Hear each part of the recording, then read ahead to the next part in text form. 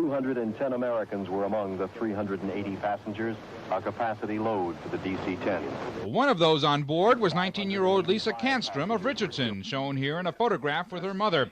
Shortly after the crash, well before news reached Texas, Lisa called her family to say she was okay. She said that the worst thing is that people panicked so badly because they saw they couldn't get out. And a woman in front of her blocked the entrance where they were trying to get out with her luggage because she was determined to take the bag through, and that was holding up people from getting out. She said they were just berserk. They were so panicky because as you saw the smoke. Well, when they saw that smoke, that's what scared them to death. And then when the walls started melting and the ceiling started falling in on the head, they knew that Lisa is now staying with other family members in New York, where she is busy shopping to replace all the clothes lost in the crash. But when she returns to Richardson, it will be a homecoming like no other. Bob Leder, Channel 5 Action News.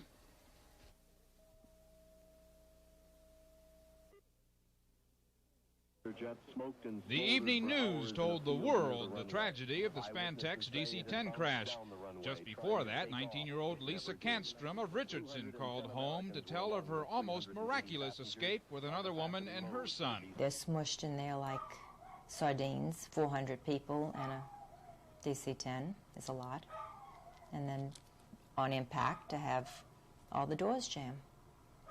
And as the walls and the ceiling started melting down on them, the mother of the boy started tearing away the sides of the plane with her hands over the wing. That's where they were sitting, because the emergency door right by them wouldn't open. And they went out on the wing and jumped off the side of the plane. The 𝗫𝗁𝗃 family moved to Richardson a short while ago after Mr. 𝗫𝗁𝗃 lost his job in Florida. Lisa has yet to see her new home. It's been a tough year for the 𝗫𝗁𝗃 family. An older daughter died last spring. She didn't fall apart until she got into the house in New York City, and then she fell apart when she talked to me. She says, "It's so good to hear your voice, Ma." She says, "I didn't think I'd ever hear it again." And I said, well, this is a blessing. I said, somebody was watching out for you, Lisa. The photographs on the walls show the memories of a family that likes to travel. Mrs. 𝗫𝗁𝗃 says they will continue to fly, but never again on a DC-10. Bob Leder, Channel 5 Action News. Where was this thing taken? 210 Americans were among the 380 passengers, a capacity load for the DC-10. One of those on board was 19-year-old 𝗦𝗃𝗁𝗃𝗁𝗃 of Richardson, who relayed a harrowing tale of escape to her mother. She said that the worst thing is that people panicked so badly because they saw they couldn't get out. And a woman in front of her blocked the entrance where they were trying to get out with her luggage because she was determined to take the bag through, and that was holding up people from getting out. She said they were just berserk. They were so panicky because as you saw the smoke. Well, when they saw that smoke, that's what scared them to death. Lisa was flown back to New York on another airline. Mrs. 𝗫𝗁𝗃 is proud Lisa remained brave throughout the ordeal. She didn't fall apart until she got into the house in New York City, and then she fell apart when she talked to me. She says, "It's so good to hear your voice, Ma." She says, "I didn't think I'd ever hear it again." And I said, well, this is a blessing. I said, somebody was watching out for you, Lisa. It was a particularly moving moment for the 𝗫𝗁𝗃 family. Their oldest daughter died last spring, and when Lisa returns to Richardson, it will be a homecoming like no other. Bob Leder, Channel 5 Action News.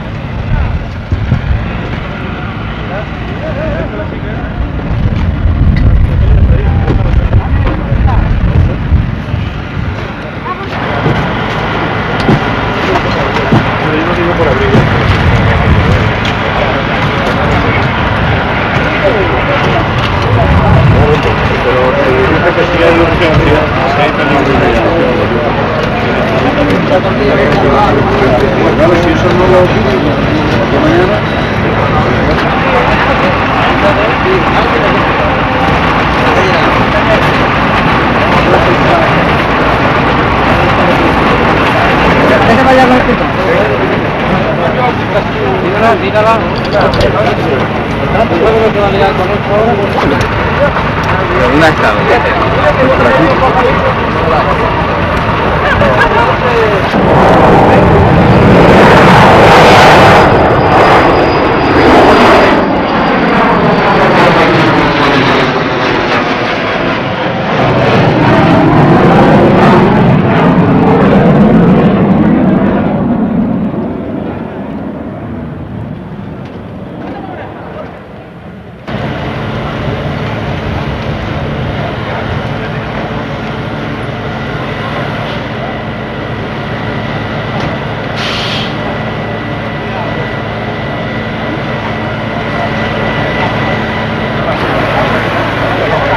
Pilla atrás. Pilla atrás.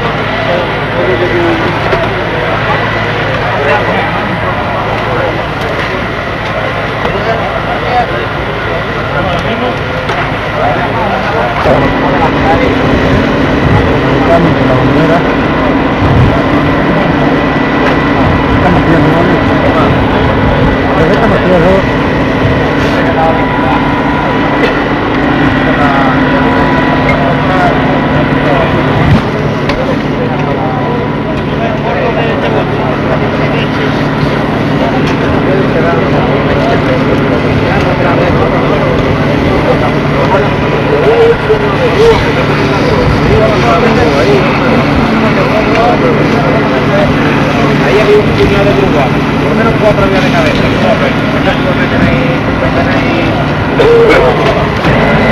Iberia, que no es interesa que toque por la.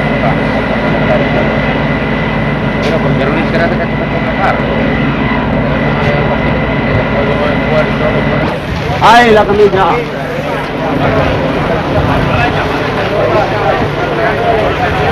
No se puede, esto tiene que ser una curva que los grandes. Ya están cuadrados ahí. Uno más ahí. Vale, vale. Oye, pero sí, es que están de paisano. En lo que estén de paisano. Por aquí van a salir.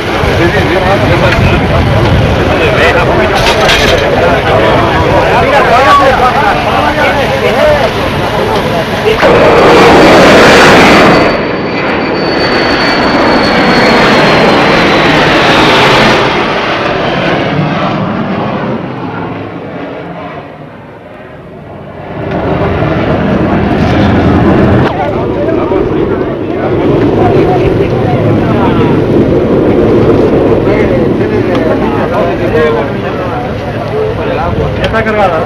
Viene cargada. Pues deja el paso, deja empezar, por favor. Vamos a dejar ahí. Ya no hay que ¡tiene que esperar!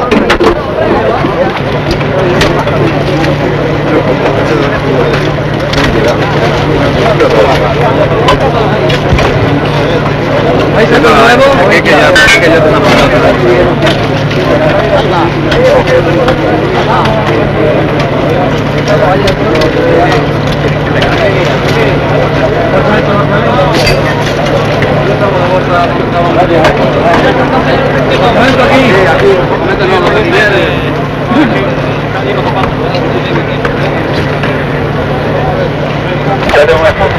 ¿qué partida le voy llevando el café? Cambio. Cambio. ¿Me están llamando? ¿Qué se la ropa en vez de la cartera? ¿Me están llamando también? Yo estoy llamando, Cambio. Es que te estaban llamando antes, hombre.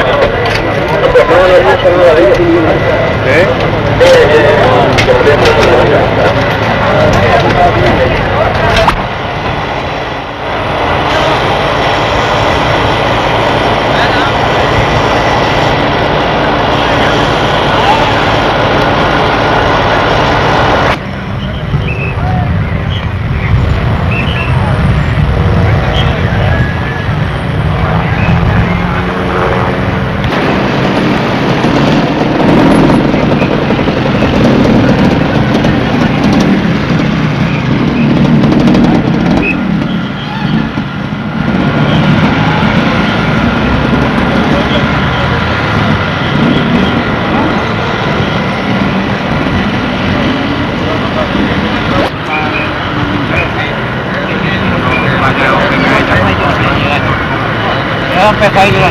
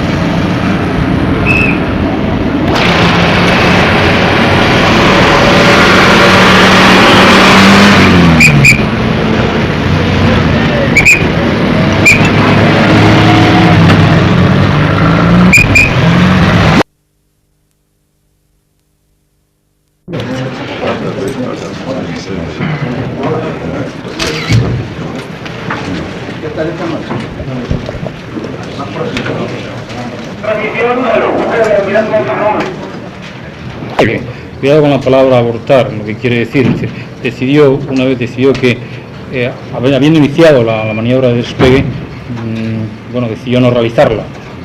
La causa, porque tenía problemas técnicos y que llevaban a fuertes vibraciones en el avión. Hay que destacar, en todo caso, según los datos previos, todos son datos provisionales, como es lógico, la Comisión de Investigación de Accidentes en su día dará los datos definitivos, pero estos son los primeros datos provisionales que se pueden dar. Yo lo rogaría que los tomarais como datos provisionales, porque estas comisiones, que son totalmente independientes, son técnicos, lo que hacen es un informe técnico sobre lo que es su opinión. Como sabéis, muchas veces su análisis dura bastante tiempo, en fin, para adelantaros algunos datos. Ellos consideran que el comandante controló el avión para evitar colisión con dos construcciones, con lo que disminuyó el coste del accidente. Es decir, una vez que él abortó la maniobra de despegue por problemas técnicos con fuertes vibraciones en el avión, pensó que lo menos malo, digamos, era abortar esta maniobra. Después de ello consiguió controlar el avión en grado suficiente para evitar esa colisión. Aparte de este dato, se puede destacar, en opinión de la Comisión de Investigación de Accidentes y como datos provisionales, que se considera muy positiva la evacuación en un momento en que ocurre lo que se denomina un fuerte golpe de calor. Un fuerte golpe de calor, que aparte del incendio en sí hay un fuerte golpe de calor, que dicho sea de paso es lo que causa casi la mayoría de los fallecimientos. Primero por el fuerte golpe de calor, como yo no estoy, nuestro secretario de Sanidad podría explicarlo mucho mejor.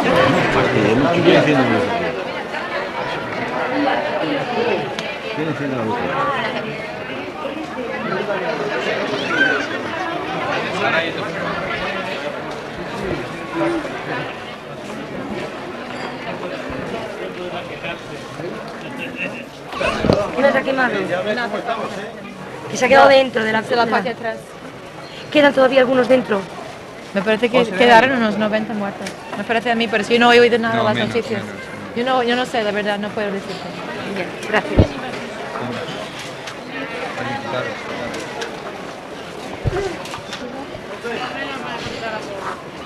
Ay, me molesta la noticia. Y si no te importa, voy a ponerme en pie porque no sé cómo.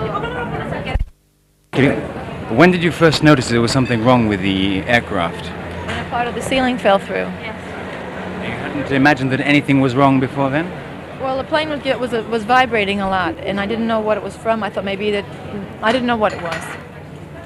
And did it actually take off, or did it just go straight through the wall? No, the front went up a little bit, but it just couldn't go up. You could notice that it just didn't have the power to go up, so it just came back down, and you can tell that the pilot stepped on the brake, but it just it was going at such a high speed that he couldn't stop, and he just everything that was in front of him had to go with him. Where were you sitting in the aircraft, at the back or the front? In the middle. By the wing. In the middle, around 24, C-24. And how did you manage to escape from the aircraft? Everybody was pushing. It really wasn't very easy, but I guess I just kind of went around and jumped out on top of the wing. There was a doorway, but there was so many people going through the doorway that I don't think I could have gotten out of it. And beside somebody had pushed through a hole. Yes. And so I went through the hole. I jumped out on top of whatever it was. I don't know, wing or a piece of ceiling. I don't know what it was. Was there no help from the air hostesses or anything like that? I didn't see anybody. And what was it like inside? Was it totally chaotic? Were there people screaming? Everybody was screaming. Sure, they were screaming. They wanted to get out. And how many of you were going back to New York? The whole plane was going to New York. But I mean, how many of you were in the family? I mean, how many people were there? I'm traveling alone. You're traveling alone, I see. So there's nobody else with you at the time? No, just the girl that was sitting next to me on the plane and a fellow. And I didn't even see either one of them. Everybody was just up for their own self. And what happened when you got out of the plane? Well, they said to run, it could explode. And so we started to run across the fields. How did you damage your leg? I think that somebody must have fallen. I don't know. Tell you the truth, I couldn't say. Will you come back to Málaga? Well, yeah, sure. It's not the plane. Okay, thank you. Where were you sitting in the aircraft? Just behind. You were just sitting behind? Right? Yeah, where everyone got there. I was in the row 38, and there was 41 rows there. And so only 2 of us could get rid of that place because all the rest were all burned up there. How did you manage to get out of the aircraft? Well, we tried the back rows, the back doors. I mean, none of them could open. So we went going in front to the middle, and all the corridors were crowded, so you couldn't go. So what I did was I went beside on the one of the left, walking on top of the seats. It was the only way because everyone was smashed there, shouting, and everyone taking the packages. And instead of going just running off, I lost everything there: my money, my passport, everything. So I just went off and went on the first door open. I jumped and I was one of the last persons. One of the last persons to escape. What happened when you finally got up? Was there a big explosion? Did the whole No, there wasn't an explosion. The only thing is, once it stopped, I thought, well, everything is okay because everyone gets out and nothing happens. But the plane started burning and it started on the behind. And so it was like wood, old wood. No, it was just flash. I saw the air hostess behind getting burned, trying to open the back door. I think she dead there. She was. You saw her actually on fire? On fire, yeah. And she didn't get out of the aircraft? No, well, then I didn't look back again. I was so shocked, and they told me later that she died. Well, there's one missing, I suppose she's the one. And then there were a lot, once we got out, people walking slowly up a bridge. It was near there, and there were, say, 20 or 30 persons, all black, with asphyxia. A medical doctor, and with another American medical doctor. We were just giving first aid there, doing mouth to mouth. And how many people did you aid? Down in the plane, on the floor, say 20, 30 persons. 20, 30 persons. And will all those people live, do you think? They told me that 2 of them died already in the hospitals. They were burning of 4th grade, means 70% or more covered with burns. And there were also people with heart disease that, with the stress and so on, got, shocked and infarcts and so on. Will you come back to Málaga? Not Málaga, I won't go back on Spantax. Thank you. The plane has 393 people. Around 210 were North American. 46 people died, and maybe some more people may die in the next few days. Of course, we don't know for the moment the reasons of the causes of the accident. There is a special commission of research for accidents, and provisionally we can say that the pilot decided to abort the takeoff because of technical vibrations, considering that in such situation it was the best thing he could do. I would like to emphasize that this airport, Málaga Airport, is one of the best airports in Spain. It is the first accident in the history of this airport. Also, this is the first accident in the history of any Spanish plane since 1974. Since 1974 till today, no Spanish commercial plane had any accident with people killed. There were 2 accidents in Spain in 1980 and 1976 with foreign planes. I would just like to add that the reaction of the hospitals, authorities and the people of Málaga has been very positive, trying to reduce the causes of the accident. I would also like to emphasize that the Spanish index of security is much better, is much above the world average index of security as far as our planes are concerned in general, as far as our air navigation is concerned. And also to emphasize that the cause I mentioned before is a provisional reason, because of course the Commission has to do much more research to find the black boxes and so on before deciding the definite causes or reasons of the accident.